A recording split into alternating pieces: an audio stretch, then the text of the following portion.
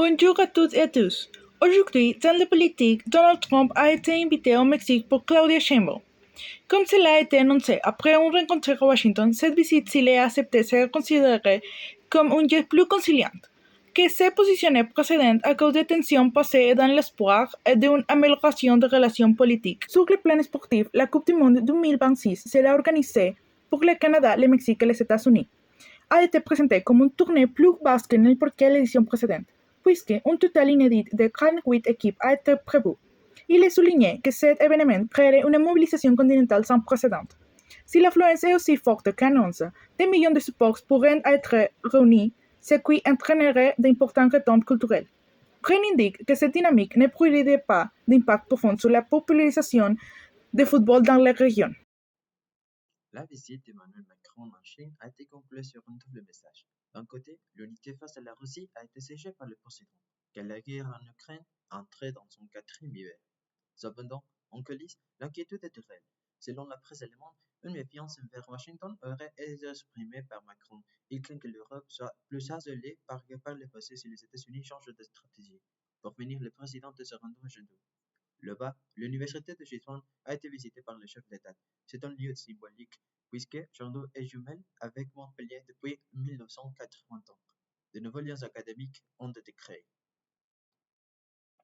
Maintenant, dans une nouvelle locale, ici à Toulouse, la campagne pour le municipal 2026 s'est accélérée. La liste de maires sortants, Jean-Luc Bedon, vient d'être rejointe par d'autres trentenaires, Laura Beccaer et Anthony Lautrec. Une nouvelle dynamique est créée aux zones de l'équipe municipale. On pourrait dire que ces nouveaux candidats sont plus jeunes que le président. Laura n'appartient pas à un parti politique, car elle privilégie l'engagement citoyen. Quant à Anthony, il aura été choisi pour son expérience d'éducateur spécialisé. Il connaît les difficultés sociales, donc il veut être le porte-parole de la jeunesse. Dans les médias, Netflix a annoncé l'acquisition de Warner Bros. Discovery, ce qui créera un grand divertissement avec une bibliothèque plus basse que celle de la plupart des plateformes.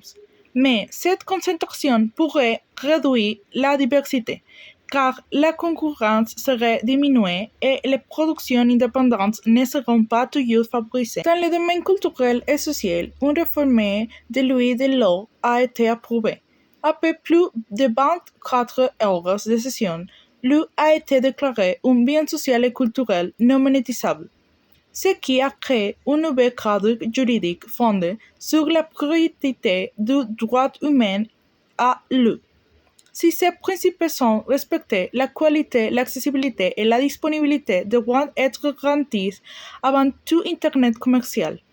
L'ancien système de transmission privée de droits hydriques a été supprimé et un nouveau régime de réattribution étatique sera mis en œuvre, tandis qu'un registre public national de l'eau sera créé pour assurer plus de transparence, conséquence directe de la volonté politique de promouvoir une justice hydrique plus forte que ce qui existait auparavant.